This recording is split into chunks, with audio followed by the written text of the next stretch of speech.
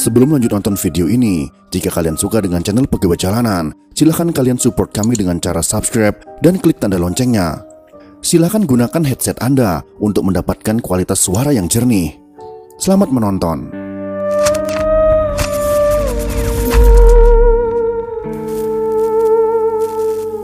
Keberhasilan operasi militer pembebasan sandera oleh ABRI melegakan berbagai kalangan. Ucapan selamat kepada ABRI atas keberhasilan operasi dengan minimnya korban dari sandera berdatangan dari berbagai pihak, antara lain dari Sekjen PBB Boutros Ghali, Kedutaan Besar Inggris dan Belanda.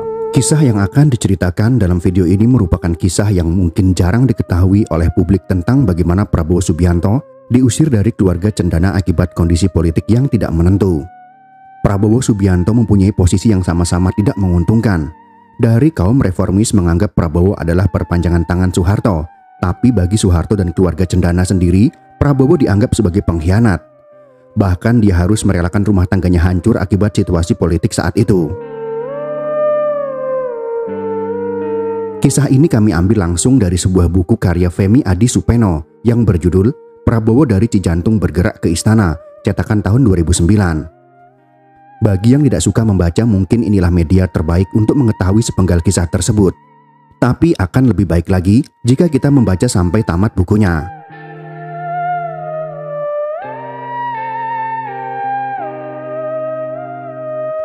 Pada era Prabowo menjadi orang nomor 1 di Kopassus, Jakarta dilanda oleh berbagai aksi demo oleh kelompok anti Presiden Soeharto. Hingga akhirnya huru-hara itu meledak pada bulan Mei tahun 1998. Prabowo kemudian dituding sebagai aktor berbagai peristiwa penting, termasuk penculikan aktivis bandel demi mengamankan sang mertua. Ia dituding memegang tangkai mawar dari Cijantung. Namanya juga dikaitkan dengan kerusuhan di Jakarta pada tanggal 13 sampai dengan 15 Mei tahun 1998. Sampai-sampai secara berseloroh Pak Cum, panggilan dari Dr. Sumitro, ayah Prabowo Subianto, ia mengatakan, orang pacaran ditimpuk Hansip pun yang dituduh Prabowo. Bisa jadi tuduhan yang bertubi-tubi dihujamkan pada Prabowo itu berlebihan, tetapi bisa juga benar. Namun yang tak bisa diingkari dari posisinya sebagai perwira tinggi penting ABRI plus menantu bekas Presiden Soeharto adalah perannya yang sangat besar dalam percaturan politik di tanah air. Betapa tidak, ia mempunyai jalur akses setiap saat kepada mertuanya, sehingga orang menyebutnya sebagai the man who knows too much, orang yang terlalu banyak tahu. Atas semua dosa politik ini, karir militer Prabowo hanya sampai bintang 3 saja. Karir ini ditutup di usia 47 tahun. Setelah 11 tahun karirnya melesat super cepat mendahului rekan-rekan seangkatannya. Meski Habibie menjanjikan bintang 4 dan jabatan pangap, yaitu Panglima ABRI, itu menjadi mimpi yang hanya bisa didekap saja. Prabowo Subianto dicopot dari jabatan Panglima Kostrad 1 hari setelah Soeharto lengser. Ia dimutasikan menjadi Komandan Sesko ABRI sebelum akhirnya pensiun dini. Kenaikan pangkat yang cepat dari anak saya itu sudah jelas mengundang ketidaksenangan bagi beberapa orang. Kondisi kecemburuan seperti ini sudah merupakan sifat umum dari manusia dimanapun, papar Sumitro dalam sebuah wawancara dengan media asing.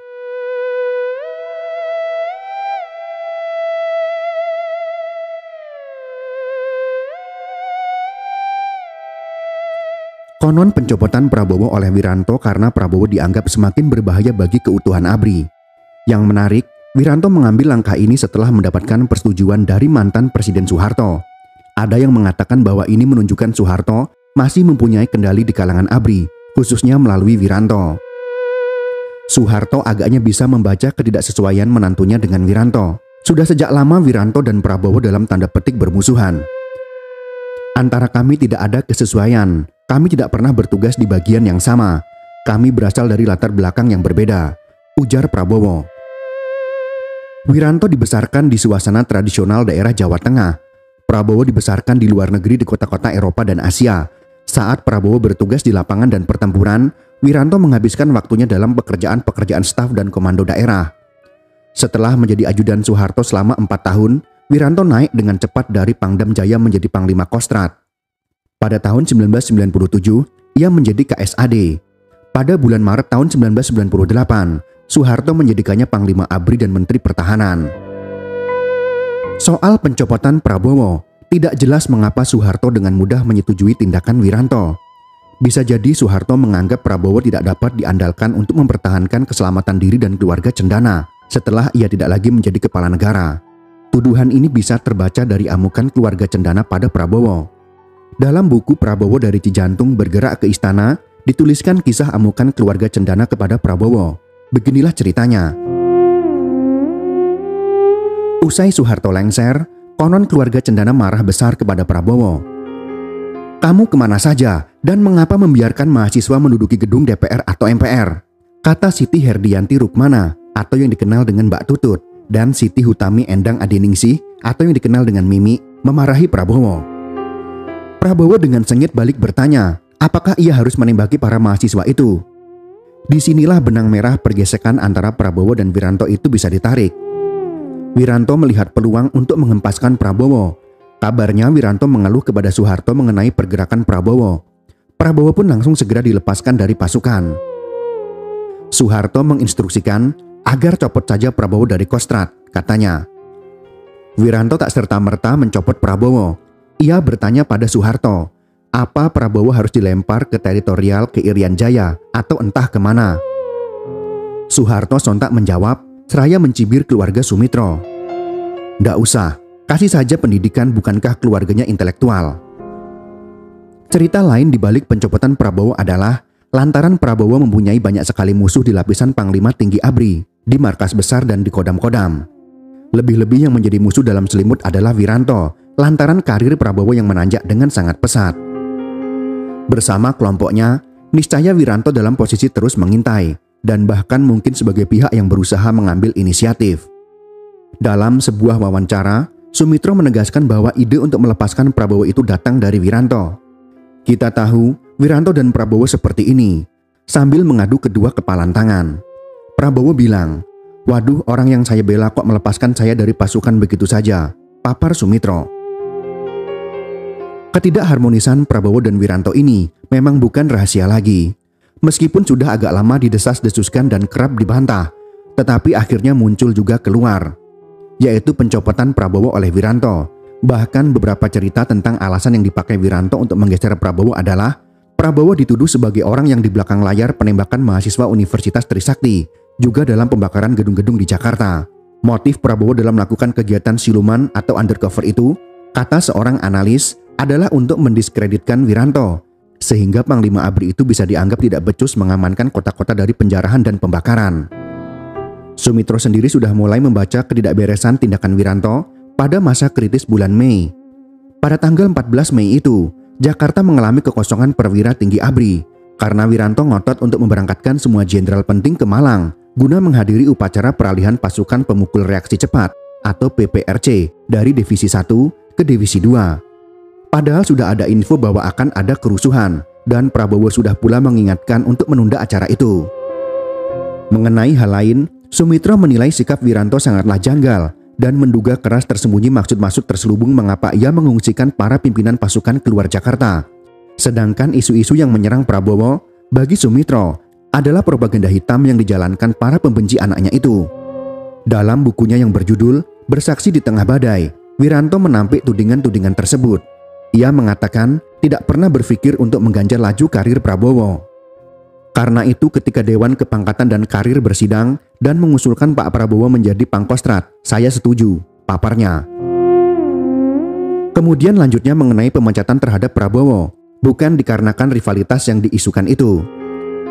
Pembebas tugasan Prabowo, ujarnya ditempuh selaku Panglima ABRI melalui prosedur persidangan Dewan Kehormatan Perwira yang anggotanya 15-an perwira tinggi, bintang 3 dan bintang 4. Usai Dewan Kehormatan Perwira mengkaji selama sebulan soal keterlibatan Prabowo dalam penculikan aktivis dan mengusulkan kepada Pangap supaya Prabowo diberhentikan dari dinas militer.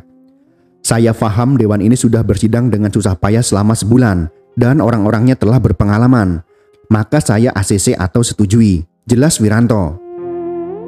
Seperti putus asa atas pemberitaan-pemberitaan miring terhadap dirinya. Jadi berhentilah mempolemikan rivalitas saya dengan Pak Prabowo, ujar Wiranto lagi. Cerita penjungkalan Prabowo secara sistematis oleh kubu Wiranto pun terus berlanjut. Awalnya sebuah pernyataan pers dari Markas Angkatan Bersenjata, setelah terjadinya kerusuhan yang mendukung sikap organisasi massa NU. Sebelumnya NU menyatakan supaya Presiden Soeharto mundur dari jabatan. Membaca surat itu, Soeharto meminta Prabowo melacak dari mana asal surat yang tidak ditandatangani itu. Anehnya tak ada satupun perwira tinggi yang mengaku telah membuat surat itu. Meskipun menurut Prabowo, kopi faksimili surat itu diperolehnya dari kantor Kapuspen ABRI, yaitu Brigjen A. Wahab Mokondongan.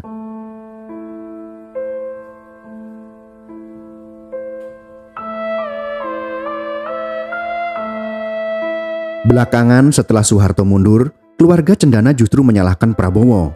Pasalnya banyak laporan sampai ke telinga Soeharto yang mengatakan bahwa Prabowo dan Habibie beberapa waktu sebelumnya telah mengadakan pertemuan berkali-kali.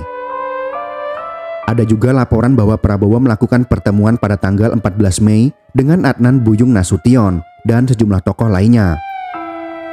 Hal ini diartikan sebagai upaya terencana untuk menyingkirkan Soeharto. Dengan demikian, segala kesalahan pun ditumpahkan ke mukanya, termasuk pernyataan pers misterius itu. Prabowo mengaku ia memang sempat bertemu Habibie setelah terjadinya kerusuhan. Namun menurutnya konteks pertemuan itu bukanlah untuk merebut kekuasaan, melainkan untuk membicarakan cara terbaik menenangkan kekerasan secara logis. Prabowo merasa tidak mempunyai motif apapun untuk merebut kekuasaan. Saya adalah bagian dari rezim Soeharto. Seandainya Soeharto bertahan 3 tahun lagi saja, saya sangat mungkin berpangkat jenderal berbintang 4. Mengapa saya harus menyulut kerusuhan? Kata Prabowo. Dari ceritanya tersebut, tampak sekali bahwa Prabowo ingin menunjukkan diri sebagai korban yang terperangkap dalam situasi yang merugikan. Pertama, ketika kerusuhan terjadi, Wiranto tidak berada di ibu kota. Dengan sendirinya, karena Prabowo dan Syafri Samsudin yang waktu itu menjabat sebagai Pangdam Jaya berada di Jakarta, merekalah yang dianggap paling bertanggung jawab atas keamanan. Kedua, meskipun sudah meminta mandat, Wiranto sebagai Panglima tidak berbuat apa-apa. Di sini terkesan pula Prabowo ingin mengatakan bahwa seharusnya Wiranto yang bertanggung jawab. Memang sejumlah pertanyaan muncul.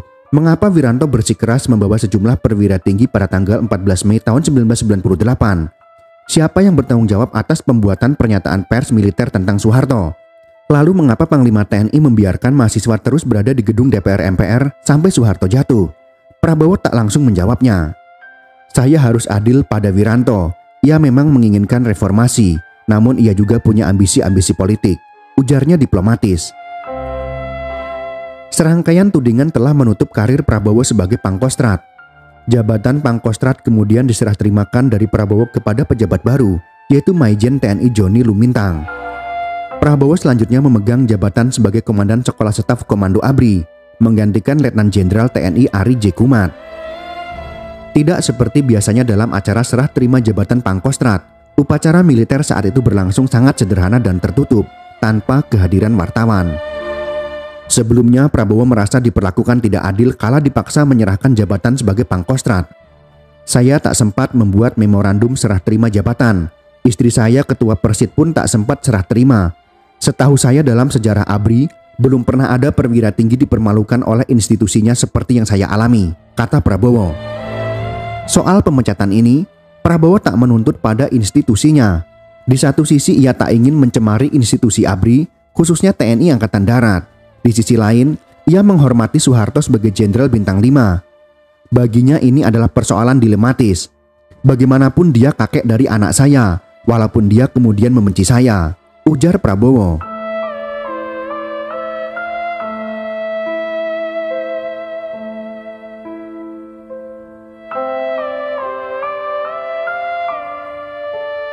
Keruwetan semakin menjadi-jadi, seperti saat malam sebelum pengumuman lengsernya Soeharto. Prabowo menelpon ayahnya. Saya dikhianati, katanya. Papi nggak percaya kalau saya bilang, saya dikhianati oleh mertua. Dia bilang kepada Wiranto, singkirkan saja Prabowo dari pasukan, tambah Prabowo. Prabowo belakangan diberhentikan sama sekali dari masa kedinasannya setelah Dewan Kehormatan Perwira yang diketuai KSAD Jenderal Subagio HS memberi sanksi sehubungan dengan kasus penculikan yang dilakukan tim Mawar Kopassus antara bulan Februari hingga bulan Maret tahun 1998. Sementara Prabowo merasa dikhianati keluarga Cendana sendiri justru merasa Prabowo lah yang mengkhianatinya. Konon 4 hari sebelum Soeharto mundur, ketika mahasiswa menduduki gedung DPR MPR, Prabowo ditanya oleh salah seorang anak Soeharto. Pertanyaannya, mau diapakan mahasiswa bila mereka terus berdemonstrasi? Jawabnya, mereka tak bisa ditembak. Lalu apa solusinya? Prabowo mengatakan, Presiden mesti mengundurkan diri. Kemungkinan kedua, Presiden harus melakukan kompromi sedikit dan harus ada perubahan ke arah reformasi. Itu yang dianggap sebagai pengkhianatan oleh keluarga Cendana, tegas Sumitro, mengomentari tuduhan pengkhianatan putranya.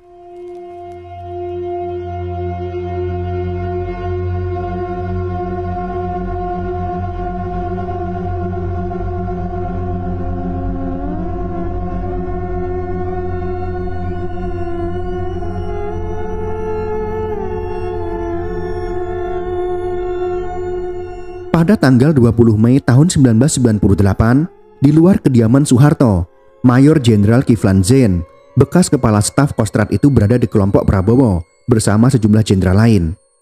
Ketika ribuan mahasiswa menduduki gedung parlemen, ia mengaku menggalang sejumlah organisasi massa pro Soeharto untuk merebut kembali gedung parlemen dari tangan mahasiswa. Hanya saja massa ini batal beraksi karena Soeharto mundur lebih cepat.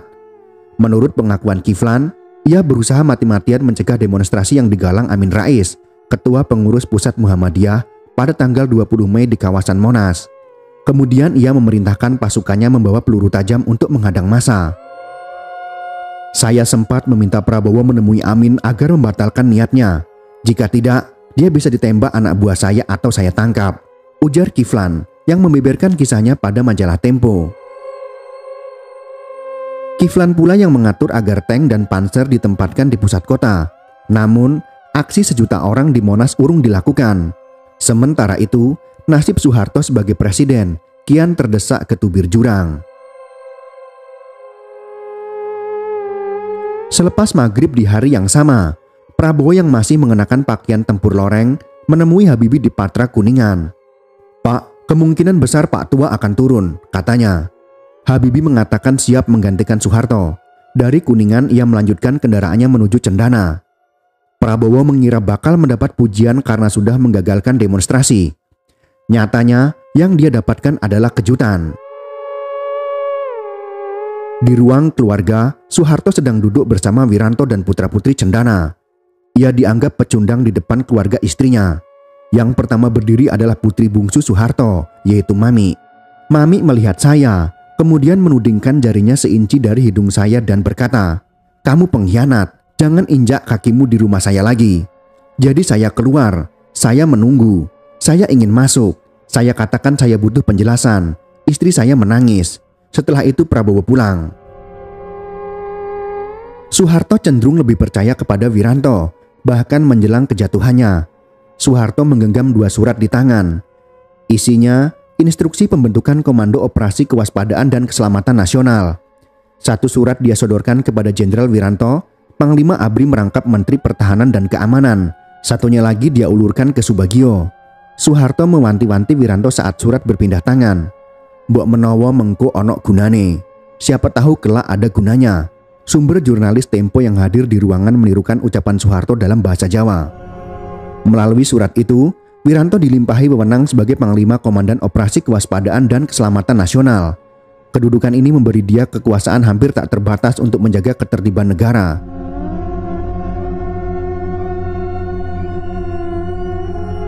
Penanggalan hari itu tanggal 20 Mei tahun 1998, menjelang tengah malam. Senyap meliputi Siantero Jalan Cendana 10 Jakarta Pusat, kediaman pribadi keluarga Presiden. Soeharto duduk, wajahnya pias, bahunya luruh. Dia berkata dengan pelan, "Saya sudah bicara dengan anak-anak. Saya akan mundur besok agar tidak ada korban lebih besar," ujar sumber Tempo yang menirukan ujaran Soeharto. Wiranto kemudian mengeluarkan secarik kertas dari saku. Rupanya ia sudah menyiapkan catatan. Orang kepercayaan Soeharto itu berkata, ABRI akan melindungi semua mantan presiden beserta keluarganya. Soeharto mengangguk. Melihat hal itu, Siti Hediati Haryadi meneteskan air mata di sudut ruangan. Putri Soeharto sekaligus istri Prabowo itu menangis dengan suara tertahan. Di ruangan itu juga hadir Komandan Pasukan Pengamanan Presiden, yaitu Mayor Jenderal Endriartono Sutarto.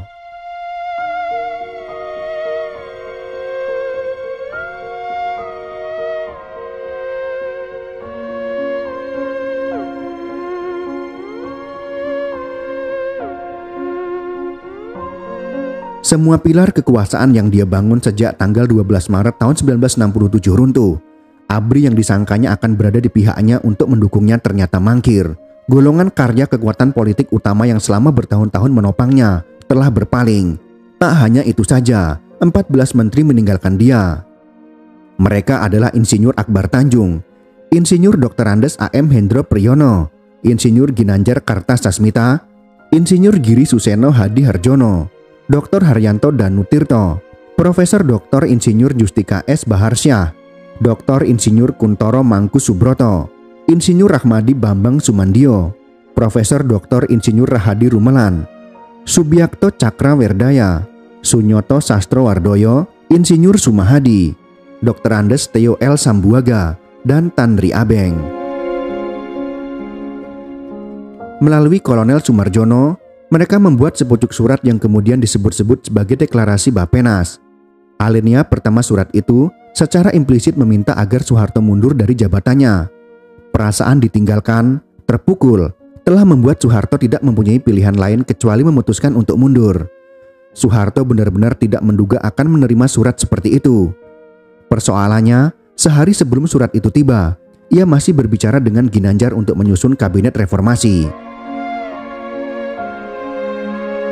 Ginanjar masih memberikan usulan tentang menteri-menteri yang perlu diganti, sekaligus nama penggantinya. Dan yang lebih aneh lagi adalah sikap Harmoko, yang saat itu memegang posisi amat penting sebagai Ketua DPR MPR. Dulu ketika menjabat Menteri Penerangan selama 3 periode kabinet, ia dikenal sebagai Soehartowi sejati, yang selalu mengawali ucapannya dengan begini, atas petunjuk Bapak Presiden. Tapi kini, memimpin lembaga tinggi negara yang mewakili kedaulatan rakyat, Harmoko tak cuma bisa memanggil Soeharto dengan sebutan saudara presiden. Ia seolah-olah berubah rupa menjadi reformis sejati dan bisa juga memberikan ultimatum. Jumat 22 Mei tahun 1998 adalah batas waktu Soeharto mengundurkan diri. Sikap Balelu Harmoko itu agaknya bukan sikap pribadi. Soalnya sebelumnya ia sudah menggelar rapat dengan fraksi-fraksi DPR. Bila Soeharto mengabaikan tenggat waktu yang diberikan, Harmoko akan segera menggelar sidang istimewa MPR untuk memilih presiden dan wakil presiden baru. Padahal, Soeharto juga punya agenda sendiri untuk mengantar proses suksesi secara mulus.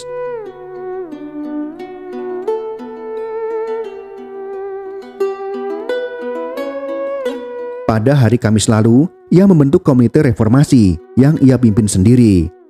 Arus balik itu tampaknya ada pemicunya, yakni pernyataannya sendiri sewaktu menghadiri KTT G15 di Kairo.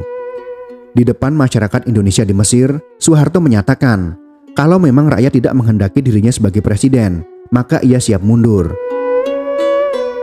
Sebelum pertemuannya dengan Wiranto dan Subagio, Soeharto juga mengumpulkan putra-putri dan kerabatnya. Sementara Titik dan Mami menangis selama pertemuan. Bambang Trihatmojo sempat bertanya, kenapa ayahnya tidak mundur sesuai dengan jadwal. Tutut, anak sulung keluarga Cendana, membuka suara. Sama saja, besok atau lusa Bapak harus mundur.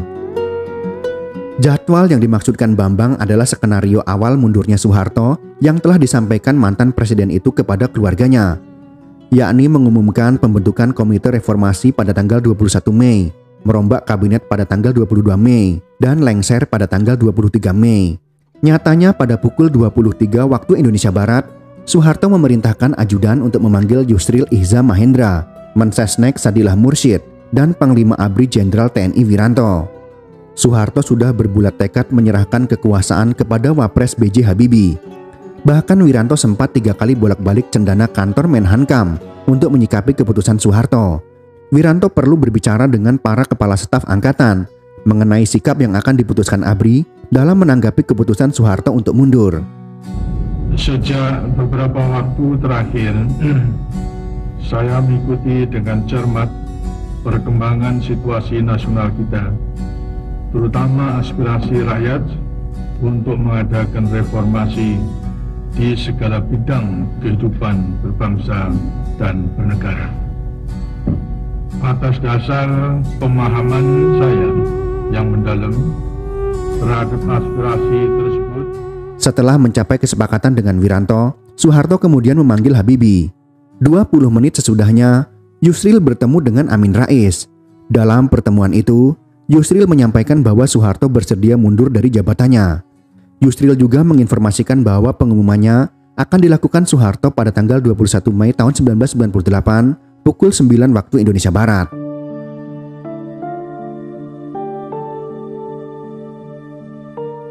Pada Margaret Scott, wartawan yang sempat bercakap-cakap informal dengannya, Prabowo bercerita ia merasa menjadi anak kaisar dalam film Kurosawa berjudul Run, sebuah adaptasi drama Shakespeare King Lear.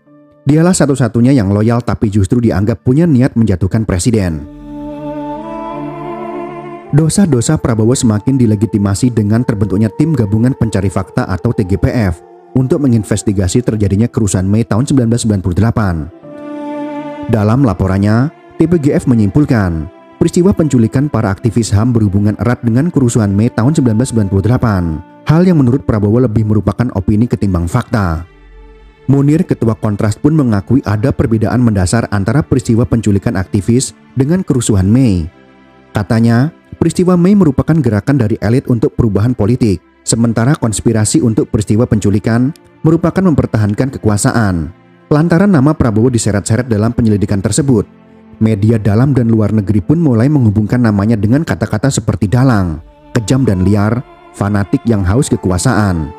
Bahkan sebuah harian Asia pun menulis, menurut kabarnya ia membenci bangsa Cina. Keyakinan bahwa Prabowo lah yang memulai beragam kerusuhan tersebut dan tidak berhasil mengendalikannya telah tercatat dalam buku-buku sejarah. Saya monster di balik segalanya, kata Prabowo. Khianat mengkhianati ini mengingatkan kita pada cerita dua legenda Jawa tentang apa yang terjadi bila mana seseorang menikahi putri raja. Ia bisa menjadi seperti Jaka Tingkir yang membunuh mertuanya dan mendirikan kerajaan baru, atau ia bisa mengikuti jejak Ageng Mangir yang mencoba merebut kekuasaan raja lain dan akhirnya tewas. Hashim Wahid, pengusaha yang mengenal Prabowo sejak taman kanak-kanak, pernah bertanya kepadanya sambil bercanda, "Kamu mau jadi siapa? Jaka Tingkir atau Ageng Mangir?" Jawaban yang diperoleh Hashim dari Prabowo di luar dugaannya. Ia membanting pintu dan tak mau berbicara lagi dengan saya selama 12 tahun, kata Hashim Wahid.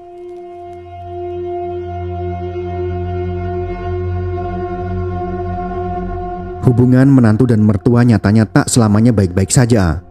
Saat tenang-tenang ada di Yordania, sebuah kabar mampir ke telinga Prabowo.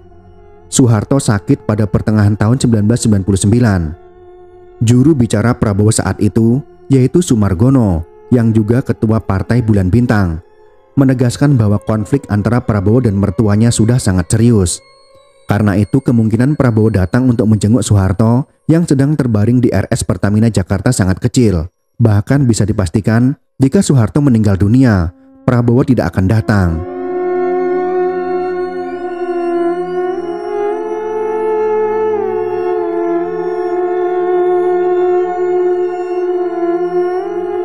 Menurutnya konflik Prabowo itu sebenarnya bukan hanya dengan Soeharto, tetapi juga dengan anak-anaknya. Prabowo itu kan tak punya hubungan genetik dengan Soeharto. Karena itu dugaan saya, sampai Pak Harto meninggal pun, Prabowo tak akan datang, imbuhnya. Prabowo merasa sulit datang ke Indonesia, tambahnya, juga karena adanya kekhawatiran akan terjadi sasaran tembak dari lawan-lawan politiknya. Menurut Sumargono, yang juga dikenal sebagai teman dekat Prabowo, siapapun akan bisa merasakan bagaimana sakitnya Prabowo. Bayangkan yang selama ini merasa menolong Soeharto malah dituduh sebagai pengkhianat. Ini kan tuduhan yang sangat menyakitkan.